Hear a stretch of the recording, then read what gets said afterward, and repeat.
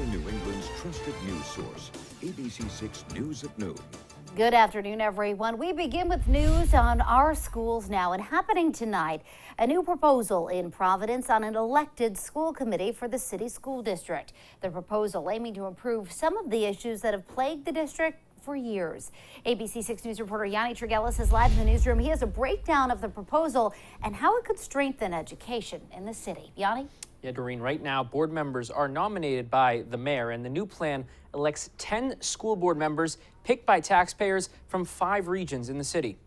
The Providence Charter Review Commission will hear a proposal Tuesday to implement a regional school board elected by taxpayers within the city limits, aimed to strengthen education in Providence by giving parents the chance to decide who represents them. Have the opportunity to have their voices heard. The proposal is expected to include several recommendations, including splitting the city up into 5 regions, with voters within each of the regions electing 2 school board members to represent them, totaling 10 seats. There's nothing as important as a child's education, and parents deserve to have input on how that information and education is going to be delivered. Providence City Council President John Igliozzi, who is also chair of the Charter Review Committee, which will hear the proposals, calling this a way to hold schools more accountable. Right now, school committee members have no voting powers since the state's takeover of Providence schools in 2019. That accountability will happen, and then people will be more accountable to get the system moving forward.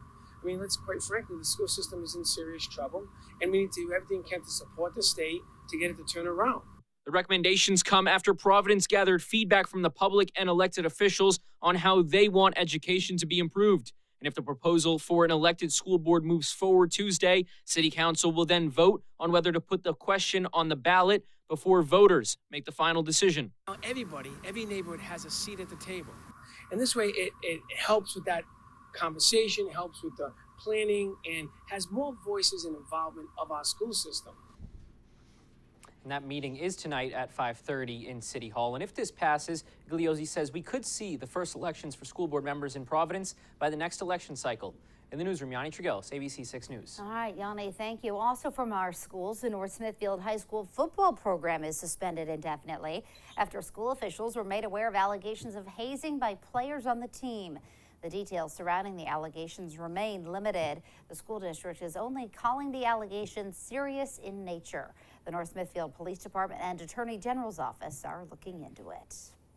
And now to the weather as we take a live look outside with our sky cam. What a gorgeous, gorgeous day. Chelsea is in the Weather Center with your first forecast. Hi, Chelsea. Hey, Doreen. Truly couldn't ask for a better late June day. We are looking at sunshine after all of that rain from yesterday. That rain came through along the cold front. And behind that cold front, the temperatures are mild, but we're feeling so much more comfortable outside. Dew points down to the 50s right now, leaves us with a much more comfortable feel to the air today. Temperature-wise, low to mid-70s for most of us right now. Still slightly cooler than average for this time of year, but we're starting to warm up a bit, especially compared to yesterday. Coming up a few degrees warmer than this time yesterday. And of course, with more sunshine into the afternoon, we'll continue to see those temperatures climbing, topping out around 80. Satellite radar image shows you the last of the rain and the clouds pushing offshore. Besides a few fair weather clouds today passing through at times this afternoon, should be a really beautiful day out there with highs again topping out around 80 degrees. We have another clear, comfortable night ahead of us. Tomorrow looks very similar to today.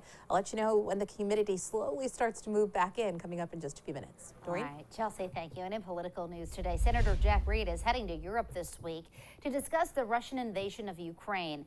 As chairman of the Senate Armed Services Committee, he'll meet with top leaders from NATO as well as high-ranking U.S. military officials.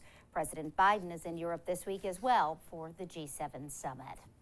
And developing news from Texas today, where dozens of people were found dead inside a trailer in San Antonio. Authorities say they were migrants in search for a better life in the United States. ABC's Jim Ryan reports. A person walking along a tree-lined road near Lackland Air Force Base heard a cry for help and found a big rig with around 100 people stuffed into the trailer. First responders arrived within minutes. Looks like quite a few of them are already deceased. Initially, 46 bodies were discovered. San Antonio Fire Chief Charles Hood says they were stacked on top of each other. As for the survivors, they were suffering from heat stroke, heat exhaustion, no signs of water in the vehicle. It was a refrigerated tractor trailer but there was no visible working AC unit. Paramedics said the victims' bodies were hot to the touch. More than a dozen, including some children, were taken to hospitals in the area. The mayor of San Antonio calls it a horrific human tragedy. There are individuals who are no longer with us, who had families, who were likely trying to find a better life. Homeland Security investigators are talking with 3 potential suspects in what may be the deadliest incident involving suspected human smuggling in Texas. A truck driver convicted in the 2017 deaths of 10 people in his trailer, also in San Antonio, is serving life in prison. Jim Ryan, ABC News, Dallas. And Rainham police are investigating a car crash that happened on White Street overnight. The car ran into a tree in front of a home and had significant front end damage.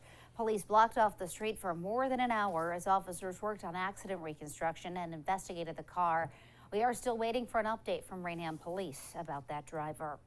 The Newport Cliffwalk Commission will give an update on the damaged part of the cliffwalk tonight. A piece of Newport's historic cliffwalk crumbled into the sea back in March. The section between 40 Steps and Webster Avenue was damaged by erosion. There are detours in place, although the city says the majority of the 3.5-mile walk is open. Tonight's meeting is at 4:30. And we do want to let you know about some changes to Route 146 that start tonight. The DOT says it will change the traffic patterns on Breakneck Hill and Twin River roads in Lincoln so they can begin replacing the highway overpasses on those roads. Traffic on Twin River Road will be reduced to 1 lane in both directions, and the lanes on Breakneck Hill Road will be narrowed. Overnight, both streets will be reduced to single lane, alternating traffic. And still to come here on ABC6 News at noon, putting limits on emergency contraception. A look at the latest fallout from the Supreme Court ruling. Plus, Boy Scouts put their skills to the test in a train derailment in Missouri. And later, the latest details on today's surprise public hearing for the January 6th committee.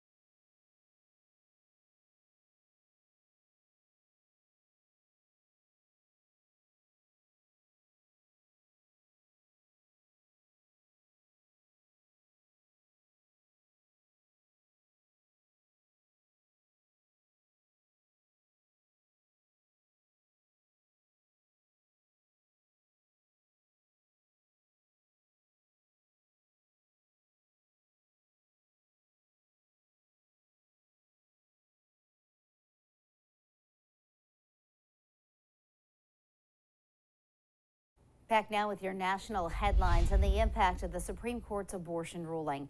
Pharmacies nationwide are placing limits on the emergency contraceptive known as Plan B. Here's Alexa Sorowick with more. CVS is now limiting the number of emergency contraceptives, commonly known as the morning after pill or Plan B, that people can buy after last week's Supreme Court ruling overturning Roe v. Wade. CVS Health says they are now limiting purchases of Plan B and other emergency contraceptives to 3 per order. Rite Aid also announced that they are limiting purchases of morning after pills to avoid a shortage. At the moment, Walgreens does not have a purchase limit in place on emergency contraceptives. And as you can see here, the shelf is empty. And now to the deadly train derailment in Missouri. At least 3 people killed. And today we're learning more about the moments after the crash and the heroics of some Boy Scouts who happened to be on board. 2 troops from Appleton, Wisconsin, riding that train, ages 13 to 17. None of them were hurt, but they helped those who were. I'm proud of them. One scout, wrapped his hand and took his shirt off, wrapped his hand, and had to break some windows to get people out. Another scout went and comforted the driver of the truck that was hit and tried to stabilize him. They were tandem working on that gentleman and when he expired. That scout is pretty sure. The train hit a dump truck at a railroad crossing, derailing 8 passenger cars and turning nearly the entire train on its side.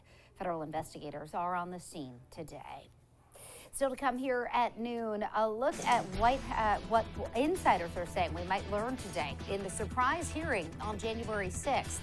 And later, lock up your children. The Sanderson sisters are back. We have a look at the trailer for Hocus Pocus 2, filmed right here in Rhode Island.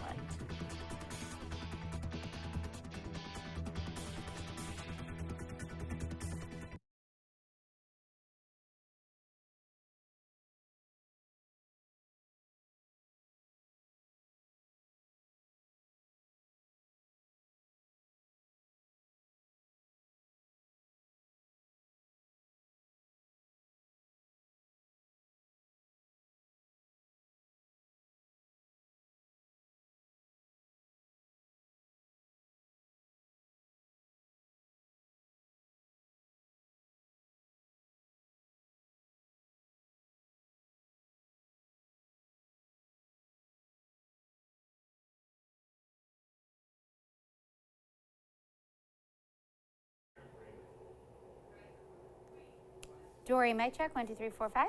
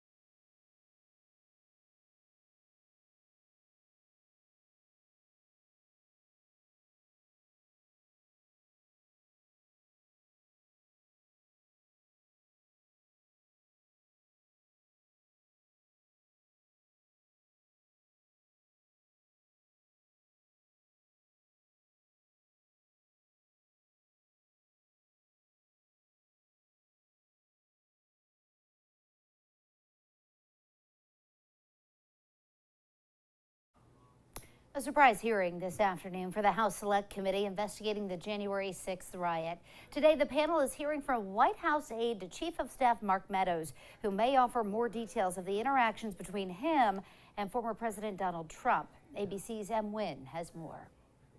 In a surprise development, the House Select Committee investigating the deadly January 6 attack on the U.S. Capitol, hearing live testimony from an aide to Donald Trump's chief of staff, Mark Meadows. Cassidy Hutchinson has previously offered recorded testimony to the panel.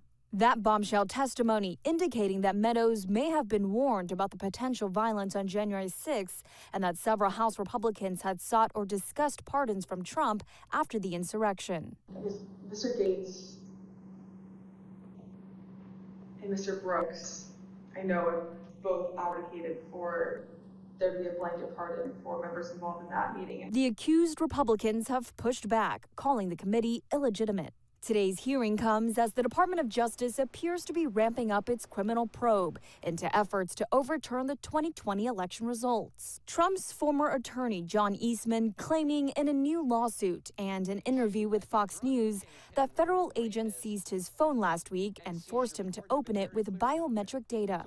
This warrant is invalid on its face. Federal prosecutors also raiding Jeffrey Clark's home, the former DOJ official who was allegedly willing to have the Justice Department take take official action to stop President Biden's transition to the White House. Trump plans to replace his acting Attorney General Jeffrey Rosen with Clark, but Rosen and 2 other senior DOJ officials testified before the Select Committee they would resign if Clark was installed.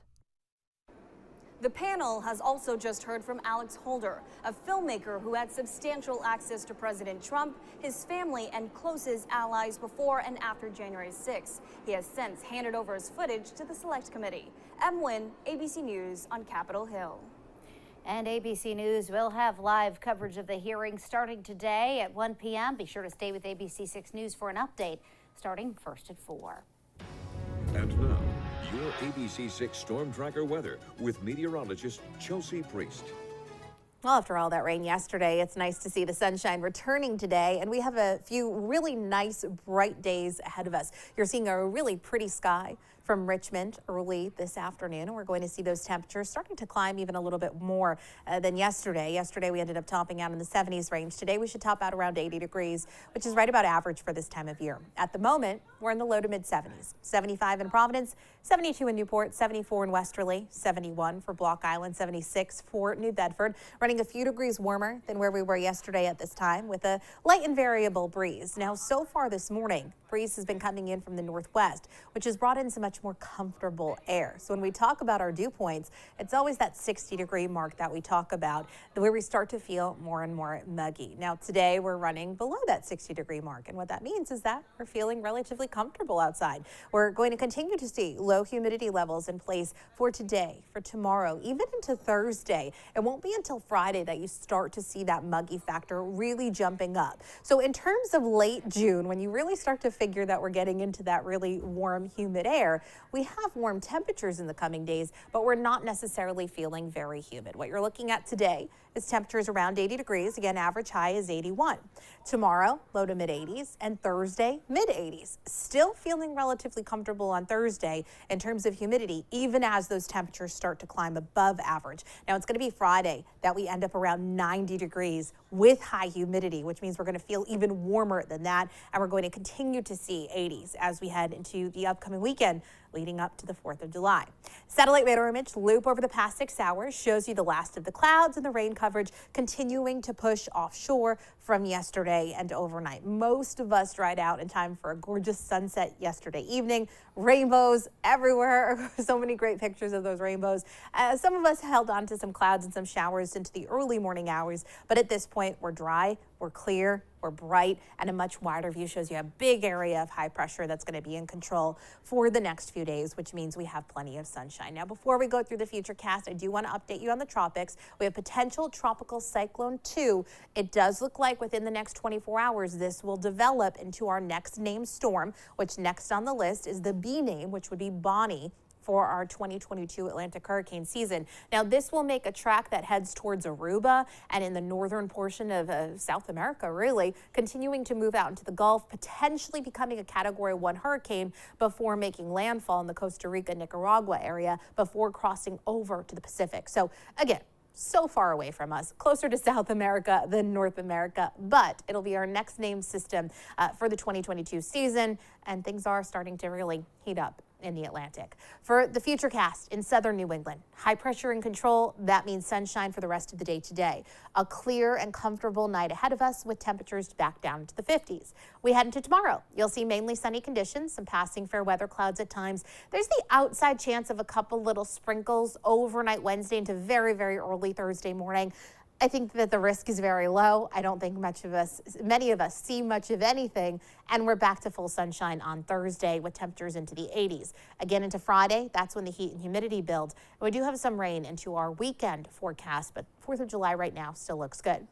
Mostly sunny today, less humid. Temps around 80 degrees. If you're making today a beach day, the UV index is very high. Wave heights 2 to 4 feet with a low rip current risk. Those water temperatures slowly starting to come up. Tonight we have a clear night. We stay comfortable. Temps in the upper 50s, and then tomorrow a mainly sunny and overall nice day. A few degrees warmer than today. High temperatures in the low to mid 80s. 7-day forecast shows those few overnight sprinkles possible into very early Thursday, but from there we become nice and bright and warm. Again, still relatively comfortable on Thursday, and then Friday around 90 degrees. It'll be humid. We'll feel even warmer. Again, these are going to be temperatures inland. It's always a bit cooler at the coast. Now Saturday and Sunday, I do have some rain in the forecast. It's a week out, 7 days out, but right now, 4th of July itself is looking okay. Yeah, everyone puts so much pressure on you for the 4th of July forecast. You do not control the weather. I do not control the weather. I do hope that this forecast holds. I know there's a lot still going on Saturday and Sunday, but the 4th of July itself, parades, parties, all that, looks like we should be okay. Okay. All right, Chelsea, thank you. You're welcome. Calming us all down about it. Thanks. Still a week out. Yes, very true. Yes. Well, it is Tuesday, and that means it's a pick of the litter day. Today, meet Washington the dog. That's next.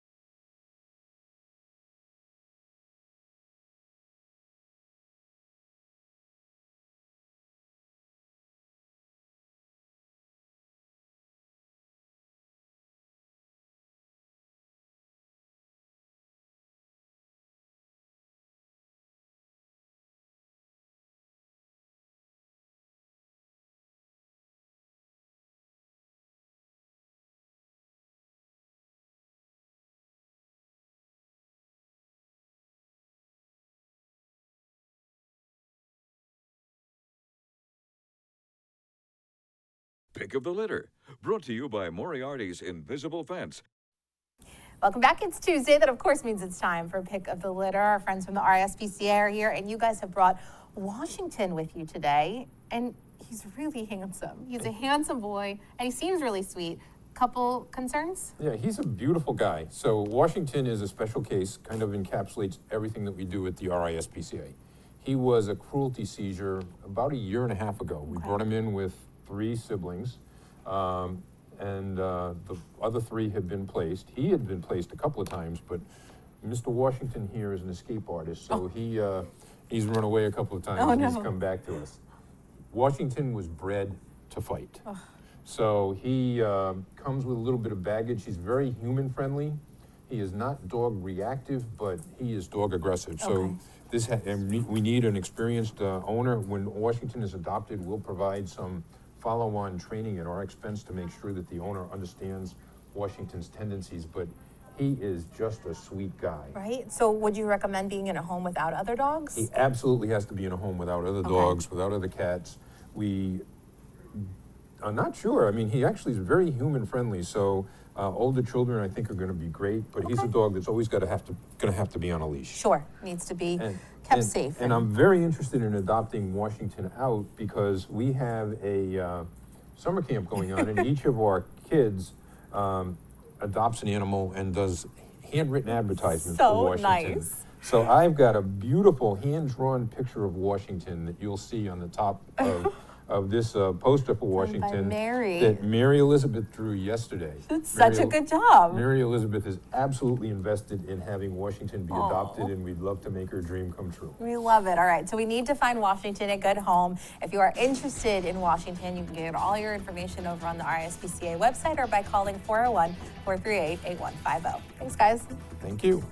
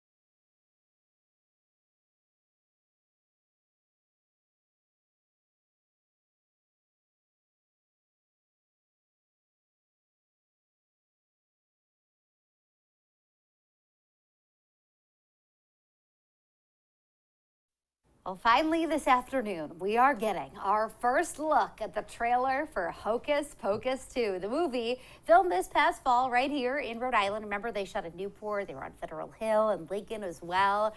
And we can catch the adventures of the Sanderson sisters streaming starting September 30th. So mark your calendars. My favorite thing to do is find the spots we, of course, know and love so well in movies. Always so much fun. Yes. I'm so excited for this movie. We might have to watch it a couple times just to do the Rhode Island spotting and then watch for the storyline. Right? I can't believe how excited I am. And honestly, September 30th, not trying to rush through summer, but that's not that far away. Summertime forecast, sunshine, low humidity, and mild temperatures the next few days. Yeah, what a gorgeous, gorgeous day. Thanks, Chelsea, and thank you for joining us for the news at noon. The news continues first at 4. Have a great day.